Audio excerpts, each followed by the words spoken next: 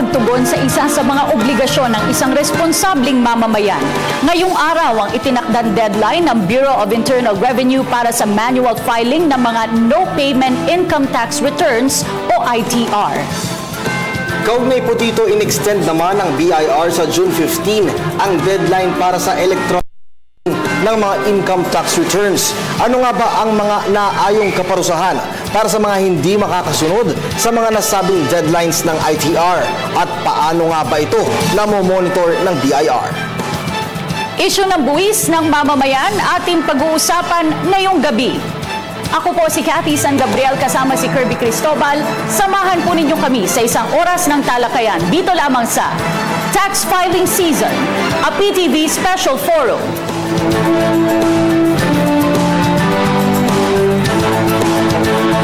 Ngayong araw, April 15, 2015, ang itinalang deadline ng Bureau of Internal Revenue sa pagsusumite ng payer ng kanilang income tax returns o ITR.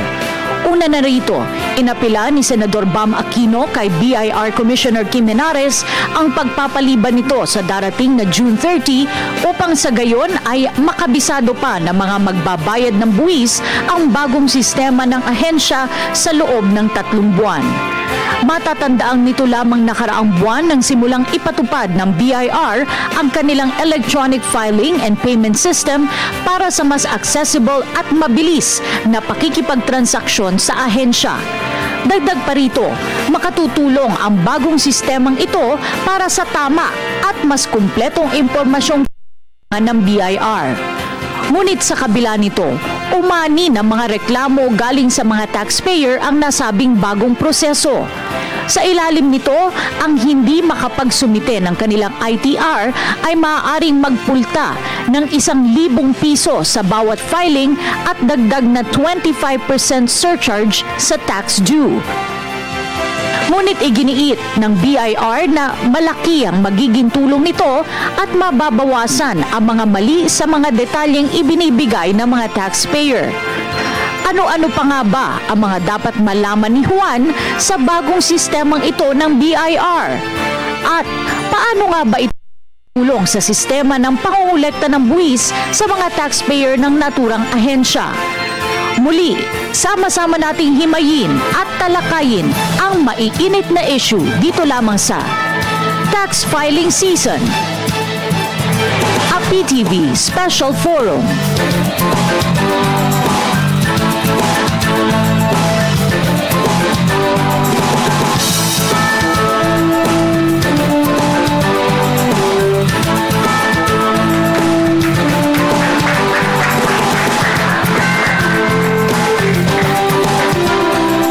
Muli isang magandang gabi Pilipinas. Deadline po para sa filing ng mga tax returns ang ating tatalakayin, Kirby.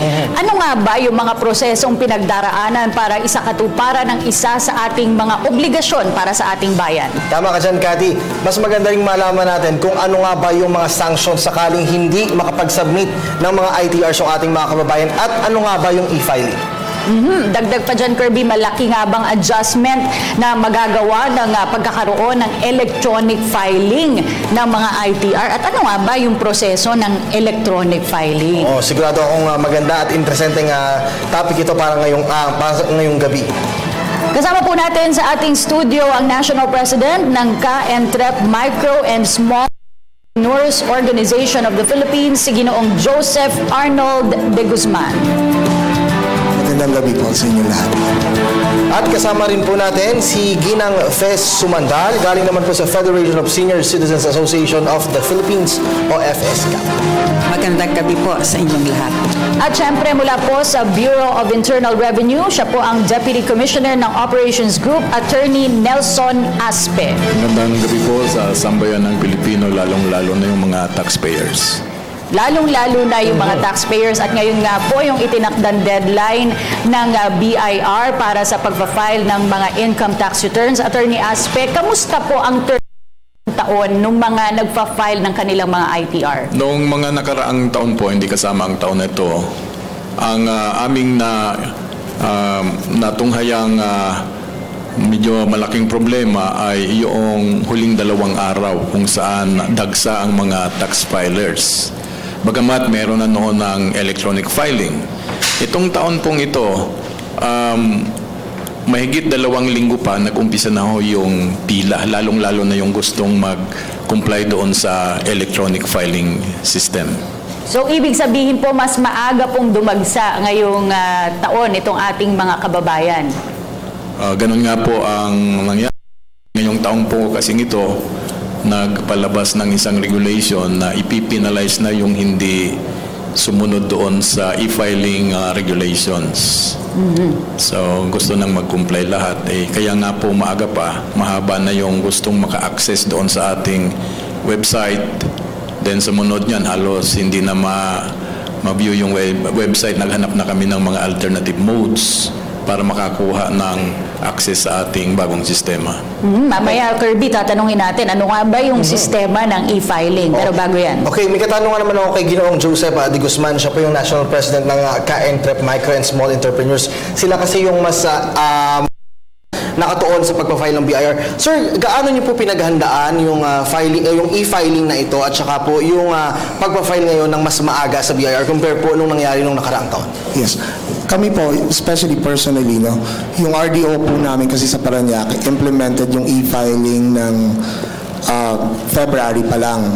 So by that time, na-register ko na yung no payment ko na TIN numbers. So pumasok na po yun sa sistema.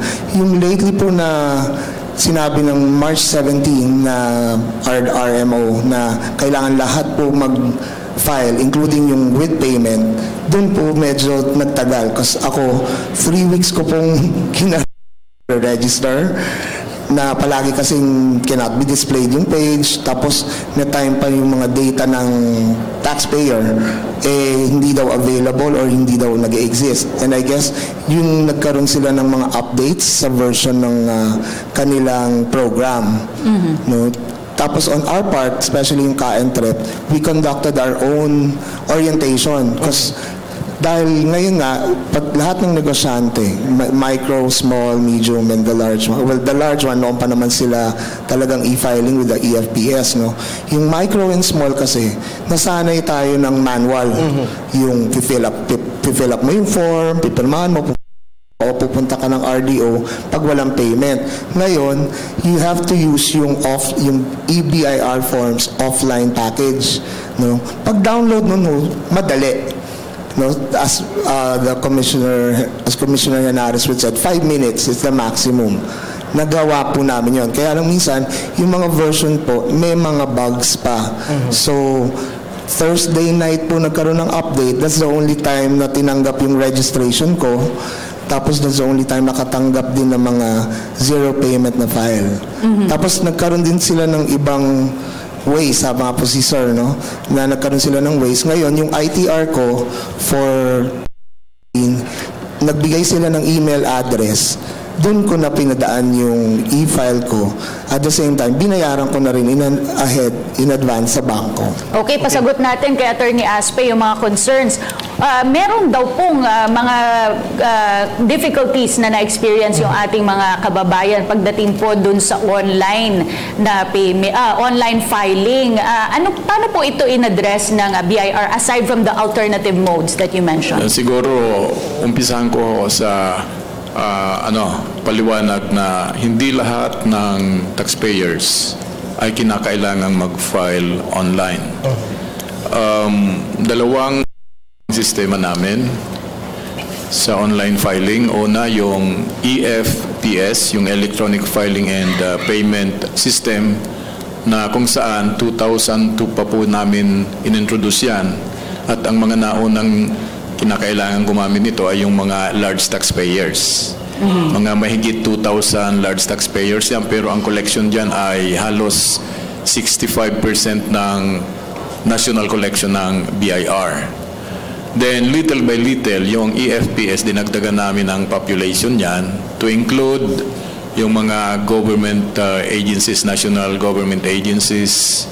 Then halos 2 or 3 years ago, yung top 20,000 corporations, top 5,000 individual taxpayers, na malalaman nilang kasali sila doon kapag nakatanggap sila ng sulat na ganun nga na pirmado ng commissioner. Kung hindi naman po, hindi sila kasali doon.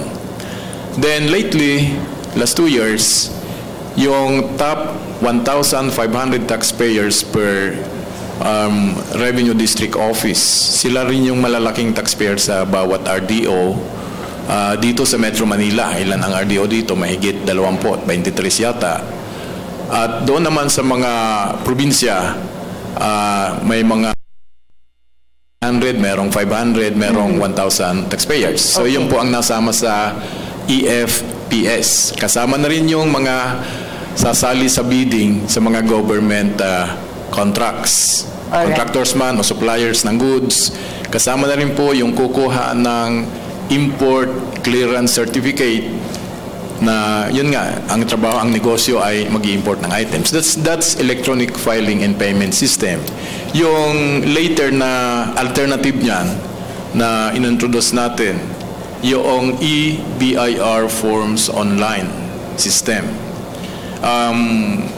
Sa isang paglalahad po, bukan namin to pero hindi umubra. Kaya sa halip na online, ang gawa namin available sa mga tax filers ay yung offline. Sino ba ang kasali dito? Sino ba ang dapat? Number 1, yung mga accredited tax practitioners saka yung mga kliyente nila. Sino ba yung mga accredited tax practitioners? Yung mga CPAs or hindi CPA pero marunong ng accounting, marunong gumawa ng tax returns para sa kanila at para sa kanilang mga kliyente. At yung sa halip na yung kliyente ang mag-file ng ITR, yung accredited tax nagpa-file ng ITR. Sabi namin, para hindi na kayo pumipila sa BIR offices, dala-dala yung napakaraming manual tax returns, ay pwede bang i-online nyo na lang 10 ng iyong mga kliyenteng inaalagaan nyo. So number 1 yan doon sa e-BIR forms. Pangalawa po, yung mga accredited printers. Di ba ang mga negosyante, kinakailangan mag-issue ng resibo, kailangan yung sales invoices, commercial invoices, and supplementary invoices and receipts. May accreditation po tayo dyan. Yung accredited printers, kailangan din pong mag-online na dito sa latest natin. Then pangatlo, yung pong mga one-time transactions. Hindi naman regular na negosyante ng real property. Kaya one time, yun yung mga paisa-isa lang. Halimbawa, nagbenta ng lupa, hindi naman siya realtor. Yun, sabi namin, i-online din yan. Dahil kasabayan ng isang programa namin with the Land Registration Authority and the Register of Deeds, na yung clearance doon, we call that the Certificate Authorizing Registration, aming padadala sa kanila online din sa LRA, sa Register of Deeds, para kapag kinumpara na yung hard copy na galing sa BIR, mabe-verify nila na ito talaga yung Alright. So, then, ito ang nasali doon sa online forms, ABIR second system. Yung mga negosyante, inaulit ko po, negosyante, korporasyon man yan o individuals na walang babayaran at the time of filing. So yun po kasi ang reason diyan masama na rin sila sa yung real time na encoding ng kanilang information sa database namin. Then kasama pa rin po yung mga electric cooperatives saka yung mga water utilities. Yung mga marakihan, mga bulto, no? Mamaya tatanungin natin kay Miss Fe Sumandal kung naging epektibo ba ton para mabawasan yung pila doon sa BIR. Saka ano nga ba yung naging experience niya ngayong sa pag-file niyo yung 2015 dyan sa may BIR? Antabayanan niyo po yan sa pagbabalik po ng tax filing season, a PTV Special 4.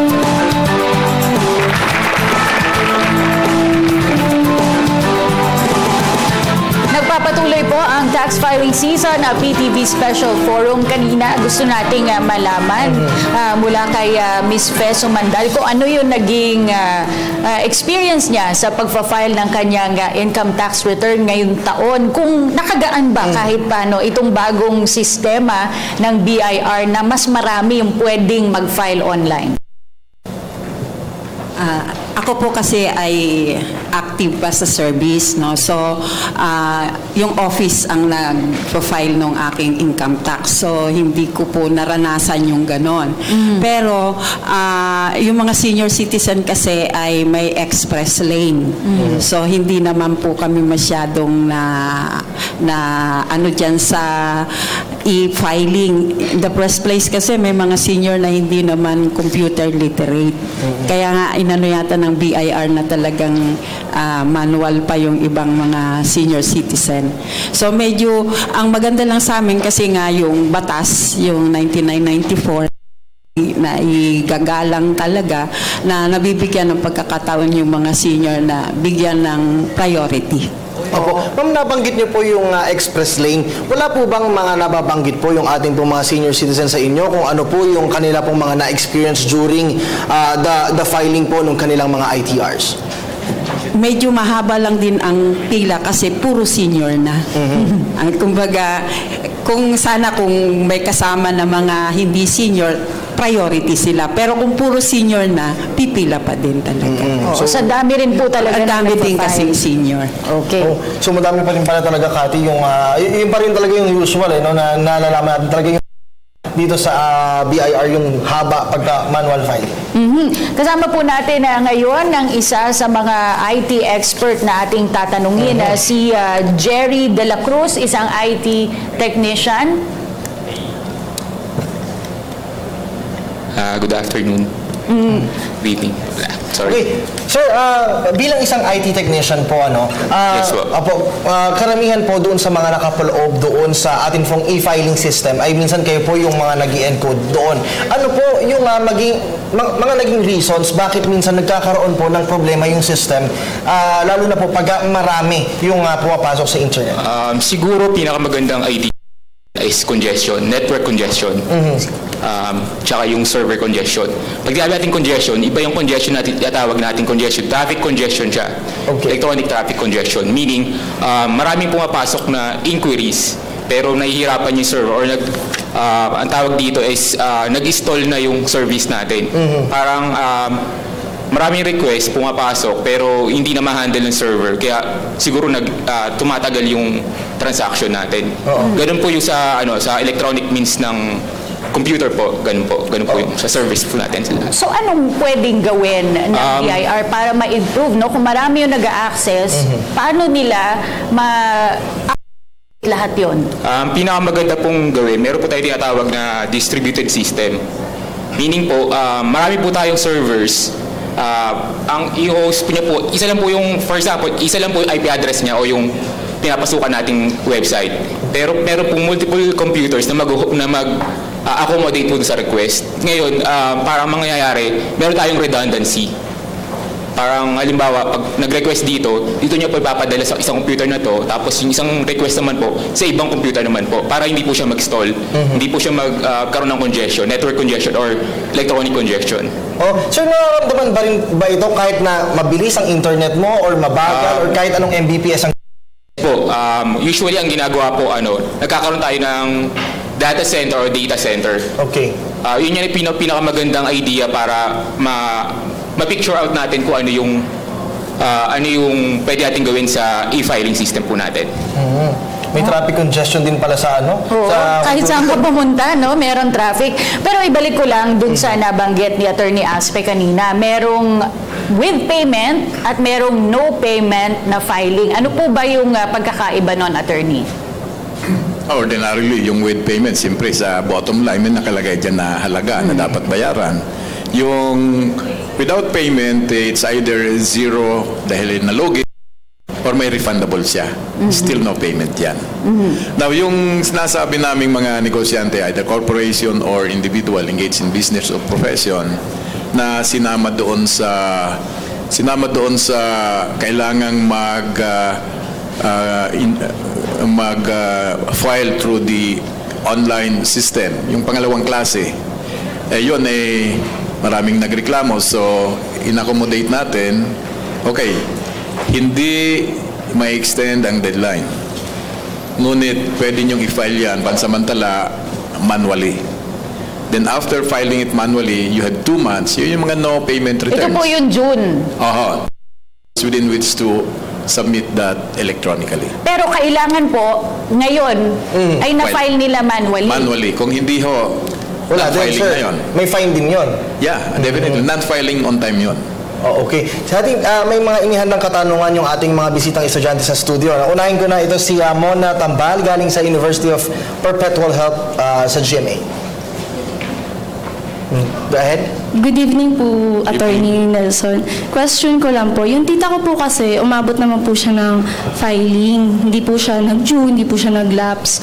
Bakit po dinadirect po sila sa Metrobank, may babayaran po silang 1,200 na wala naman daw po year? May babayarang 1,200. Yes, sir. Ang policy po natin kung may babayaran, kung EFPS filer, hindi na siya kailangan pumunta sa bangko kasi yung filing niya electronically, yung payment niya the same mode, electronic doon niya. Pag file niya, may lalabas dyan na filing reference number. Ibig sabihin, natanggap na yung final niya electronically, nagkuhan na siya, nag-comply na. Pero hindi pa siya bayad. Kasi payment ang pinaka-importante sa atin eh. So, i-connect niya ulit yun, bubuksan niya yung link niya sa bangko na kung saan meron na siyang enrollment din. Lumagpas niyang payment doon sa deposito, whatever, call that the credit arrangement, or may sapat siyang deposito doon para yun na lang ang gagawin ng bangko. Bawasan yung kanyang whatever account, then ilalagay yun sa account ng National Treasurer of the Philippines. Yun na yung tax niya. Then, ito pong walang EFPS bank connection, kagaya ng yung online, yung pangalawa, yung pinaka-latest. Ang sabi namin sa pinakahuli ngayon, dahil gusto rin nating madalian, although talagang hirap pa rin, basta ma-file lang online or electronically, at ang huling mode pwede, hindi pumapasok yung kuryente, ginawang i-email na lang. I-email na lang sa account na binigay ng BIR na nasa isang circular. Sasagutin ka noon. Sasabihin na this is our email notification that your return has been received. Things like that.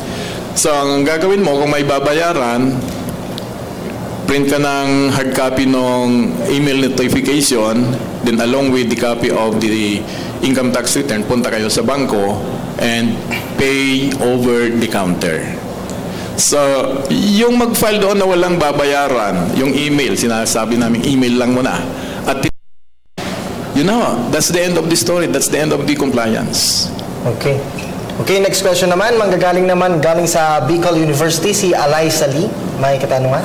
Good eve, sir. Ang tanong ko po ay para kay Attorney Nelson Aspe. Yung mga teacher po ba, required pa po ba mag-file ng ITR sa kabila ng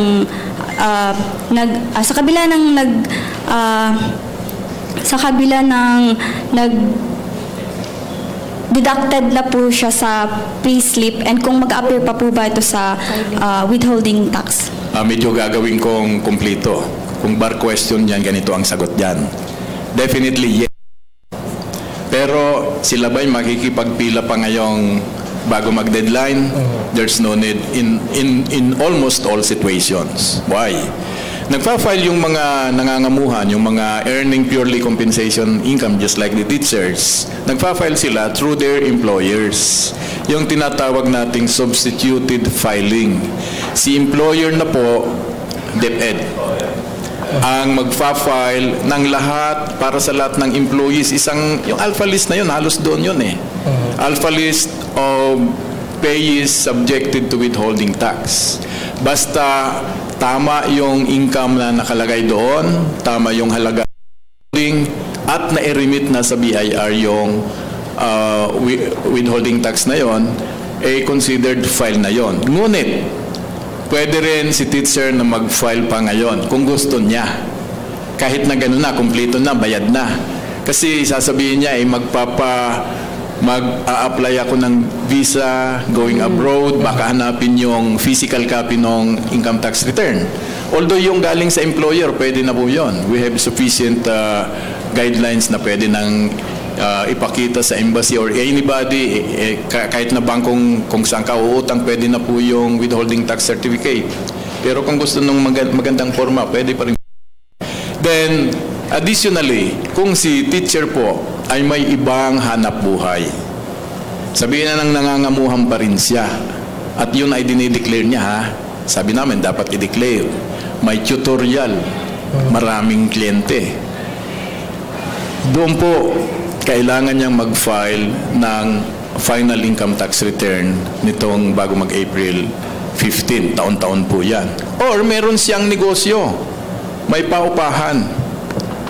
May sari-sari store na siya ang naka-register sa BIR na may-ari noon. Yan po, kailangan niya pang mag-file.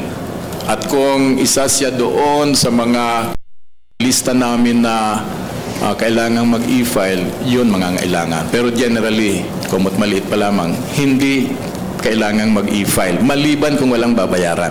Okay. Attorney Aspe, paano po yung mga employers na hindi po nire-remit yung mga dinededuct nila na income tax dun sa mga empleyado? Ano po malalaman ng isang empleyado yon? Si empleyado po ay kinakailangang bigyan siya ng Certificate of Income Payment and Tax Withheld. I think BIR Form 2316. At yan po, January 31 pa lang, nasa kanya na.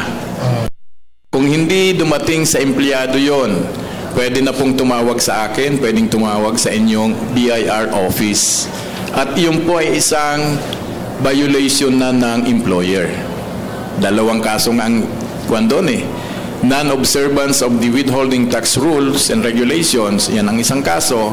Kaso niya yan sa BIR. Pero doon sa employee, estafa. Binawas na sa iyo eh. Sa pangakong ibibigay doon sa BIR, hindi pala ginawa. Estafa yun. Okay. Okay. Ako naman may katanungan. Gusto ko lang balikan kati si Sir Joseph de Guzman. Sir, kanina nabanggit niyo po na nung nag-enroll po yung atin po mga business, mga small entrepreneur and medium entrepreneur sa mga website and naka-encounter po sila nung pagbagal nung system. Ano po yung right away na naisip nyo kung sakaling na-encounter nyo to? Meron ba kayo kagad na alternative na just go with the BIR, mag-manual filing na lang, or meron pong best way po? Yung ginawa ko personally, nung sa orientation, sinabi ko, was to email the ITR na na-generate nung EBIR forms offline package. Tapos immediately, sumagot naman po ang BIR through email, and then we will just wait for the validation.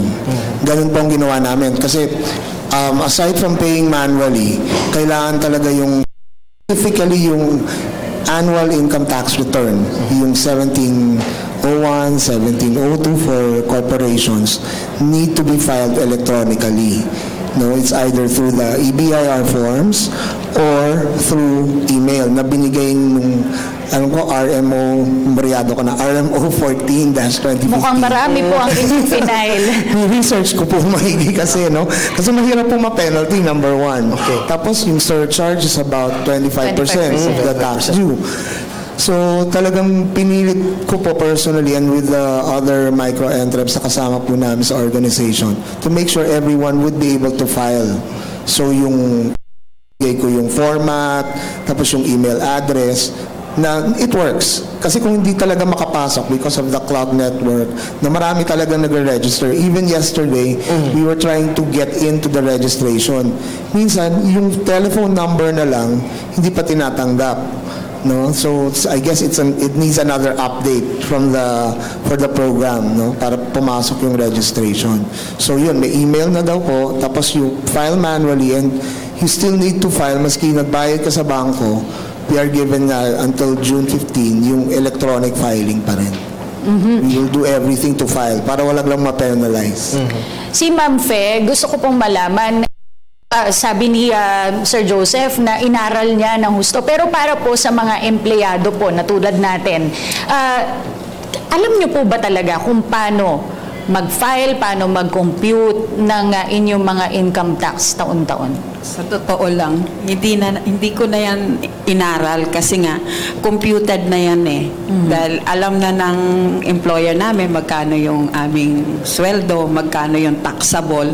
Basta ako tinitingnan ko na lang yung pag nakwenta na, pinipirmahan ko na lang.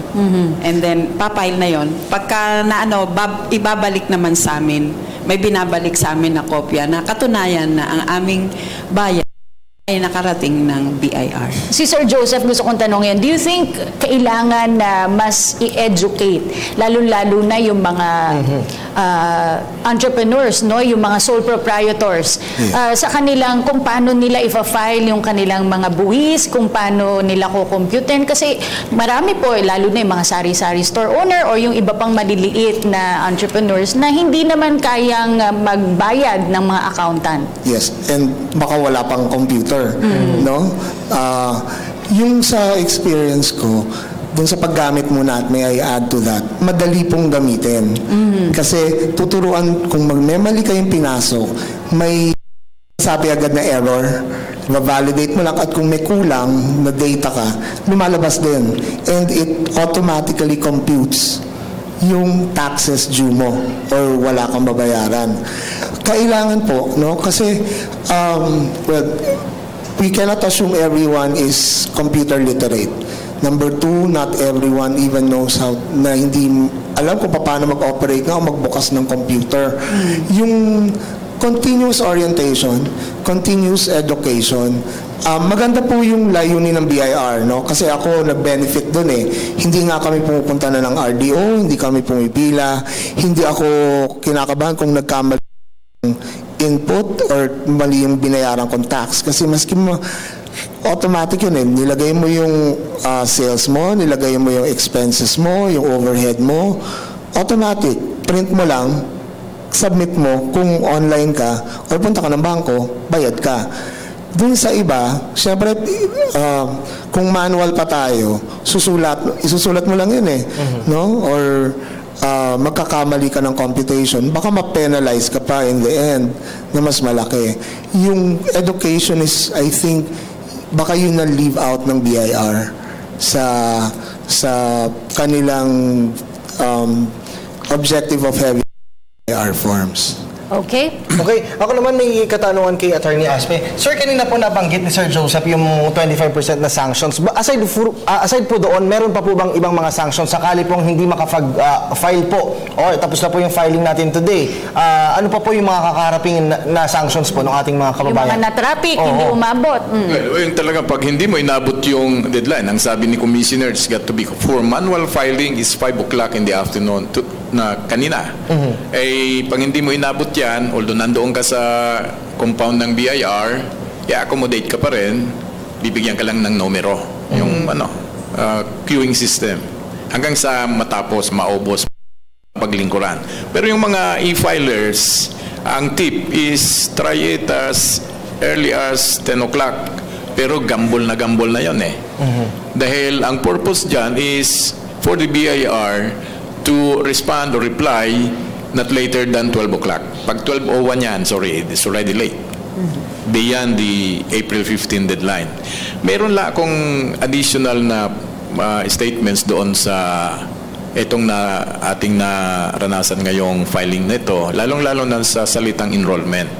Basically, itong mga systems na ito, bago ka maging member dyan o bago mo magamit, mag-enroll ka. That's the rule. Pero nung natunogan namin na medyo nahihirapan, mga 2 weeks, more than 2 weeks ago, sa enrollment, ito pong EBIR forms, ginawa naming file now, enroll later.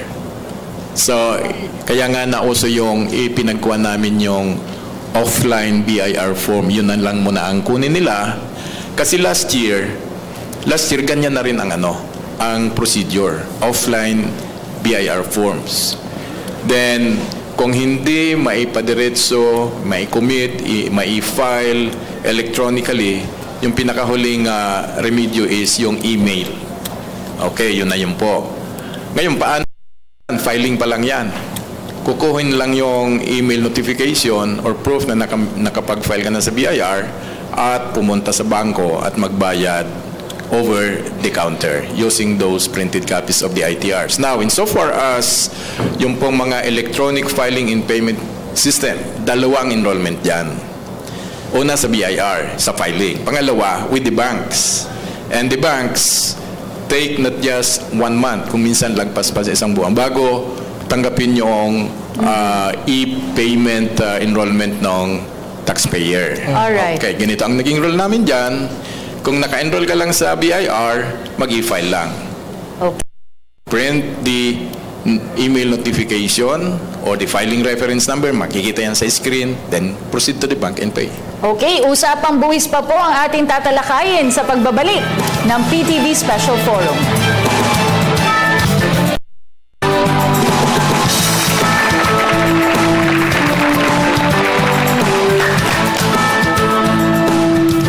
Nagpapatuloy po ang tax filing season na PTV Special Forum. Tanungin natin ang ating IT expert na si Nezar Cuaderno. Tingnan mo ba, nasuri mo yung e-filing ng BIR? Actually, ngayon, tinetest ko siya kanina. Hindi ko siya mabuksan. Yun nga sa palagi ko siguro kasi congested na yung, yung system, yung server.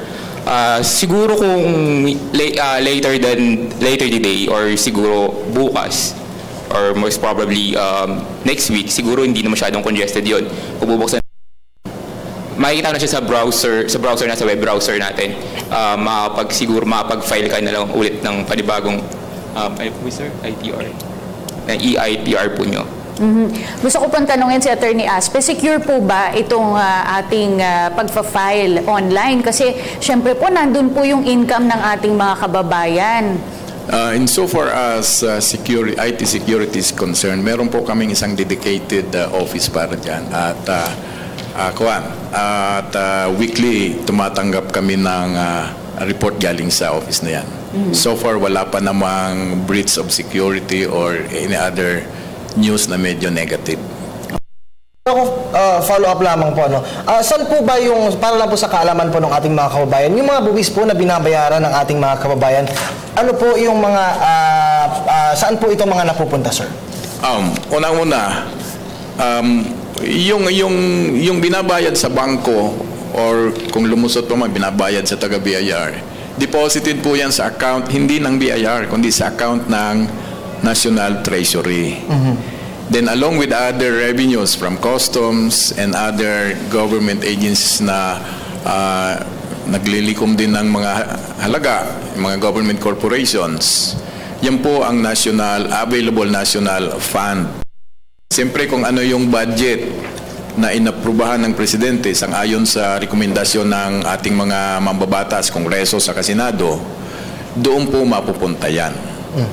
Ayun, kung kulang yung koleksyon namin, at ganong kalaki ang dapat gastusin, ano ang nangyayari? Itong tinatawag na fiscal policy. Magbebenta ng assets ng gobyerno kung merong dapat ibenta. Kung walang revenue, walang assets for sale, next is wala kang ibang gagawin kundi credit, manghiram, na ayaw naman natin ng ganon.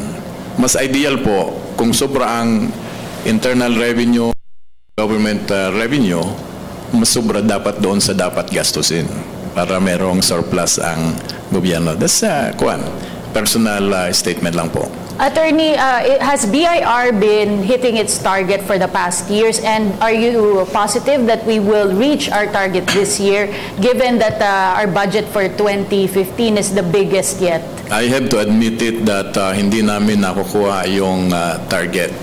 But the only consolation there is, the BIR collection is far, far higher, even by 200% siguro of the growth nation. So yun. We cannot, hindi namin pwedeng sabihin na babaan namin yung target dahil sa pakiramdam namin ganon. Yan po ay 6-year term yung pag-estimate ng annual collection goal ng BIR, ng customs, and by the entire government. Okay, Katig, ako may katanungan lang kay Sir Joseph de Guzman. Sir, ang unang tanong ko po, bakit kung yung iba po sa ating mga business, mga entrepreneur, bakit kung kailan malapit na po yung deadline, bakit doon pa lang sila nagpa-file? Bagkus nagbigay naman po ang BIR ng siguro na preparation para po ma-settle up yung mga ITRs po sa BIR. Actually, yung bibigay na per ITR for 2014, yung end of December 31, 2014, yung hanggang doon yung transactions. Okay. Siguro madalas hindi naman nababaliwala. Madalas kasi tayo nagka-cram. Yung gusto natin, yung pagbukas na yung deadline, ngayon palang gagawin. At siguro sa ngayon, mas lalo na pag yung sa pag-comply with the BIR mandate ng EBIR forms filing, nagkaroon din congestion or siguro sa isip nila pwedeng ma-delay o ma-postpone yung implementation, and kung kailan nga yung this week, no, or last week na talagang nanindigan ng BIR na itutuloy niya yung pag-implement ng online, saka lang gumalaw din yung mga micros and small entrepreneurs. Kasi for one thing, kung micro kang negosyante, wala ka namang department wala kang accounting department, wala kang HR. Kumbaga, yung management noon, minsan empleyado, ikaw rin isa o dalawa lang kayo. So, siguro yung time nila to concentrate or to give time for tax filing, siguro medyo mal. Kumbaga, hindi siya ganun hindi nabibigyan ng ganung kalaking importansya. Kaya kung kailan mariremind ka lang, like maglalabas ng commercial, ng ads ang BIR na on deadline, bukas na, siguro doon palang marirealize nila na, oo nga, bukas na nga pala yun, ba't nga pala hindi ko nagawa previously. Okay. Alright, si Ma'am Fe naman po bilang huling katanungan, ito pong lahat ng buwis na binabayad natin, ng ating mga mamamayan, ng mga korporasyon, ay para po yan sa pagpapaganda ng serbisyo ng pamahalaan. Do you feel na napupunta po sa tama itong ating mga ibinabayad na buwis? Sa feeling ko po, pagdating po doon sa Quezon City, no? Kasi doon ako mas magandang magsalita sa particular, no? Pagdating po sa sektor ng mga nakatatanda, nakakarating po. Okay. So, may mga programa po kami na talaga namang nakakatulong sa mga nakatatanda. Medyo, Kati, wala na tayong oras, So, hingan na natin ng huling mensahe, yung ating mga bisita. Unahin ko na si Ginang Fe Sumandal. Galing po siya sa Federation of Senior Citizens Association of the Philippines. Huling mensahe Last message po, ma'am. Siguro, maganda po talaga yung mag-file po tayo ng ating income tax at sana nga po yung tama kasi para din po sa ating lahat ito, no? Lalong-lalo na yung marami pa rin naman po tayong mga pangangailangan. So, diyan naman po tulad ng sinabi ni attorney, diyan naman kinukuha yung magiging pondo nito. Kaya para hindi po tayo nagre-resolve doon sa mangungutang, maganda nga po sana kung magbabayad po tayong lahat. Okay, huling mensahe rin po mula kay Ginoong Joseph Arnold de Guzman, National President ng Ka-Entrep Micro and Small Entrepreneurs Organization of the Philippines. Yes, para po sa lahat ng mga kasama namin Ka-Entrep, no, yung mga micro and small entrepreneurs.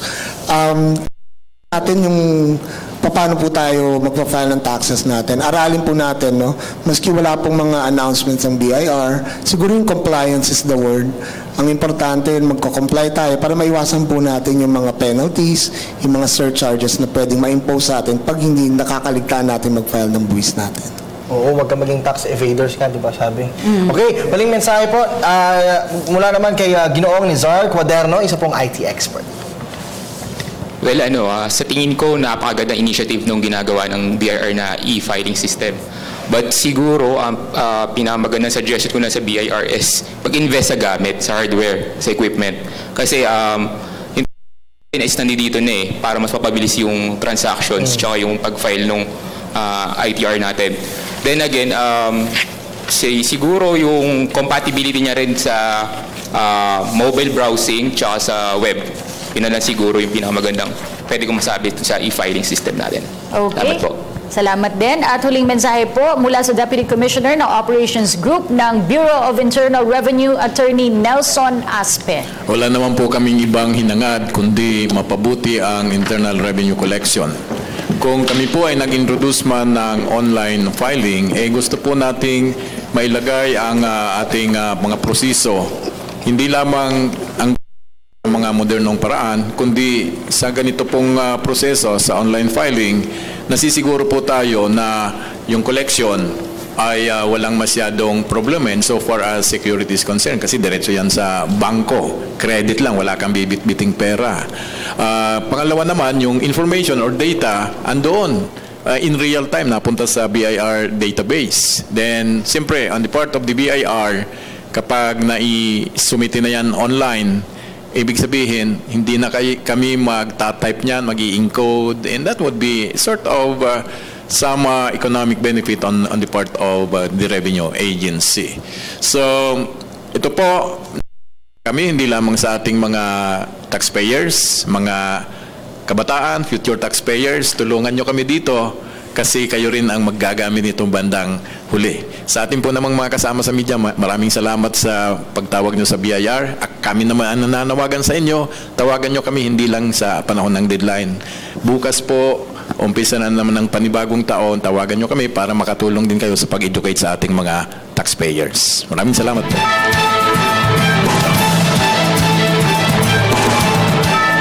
Kalakip ng bawat pisong inilalaan ng sambayanan para sa buwis ay ang mga kwento ng pagtatiyaga sa araw-araw na pagtatrabaho. Naway masiguro pong sa kapakanan ng mga mamamayan ang buwis na kanilang pinagpaguran. Bilang pakikibahagi sa ating inaasam na kaunlaran, ang pagbabayad ng tamang buwis ay masasabing isa sa mga pinakamahalagang obligasyon ng mga mamamayan. Atin pong tandaan na sa bawat pagbabagong ating hinahangad, kailangan tulong-tulong tayo sa ating bawat paghakbang. Ako po si Cathy San Gabriel, kasama si Kirby Cristobal. Maraming salamat po sa inyong pagsama sa aming talakayin ng isyong ito. Dito lamang sa Tax Filing Season, a PTV Special Forum.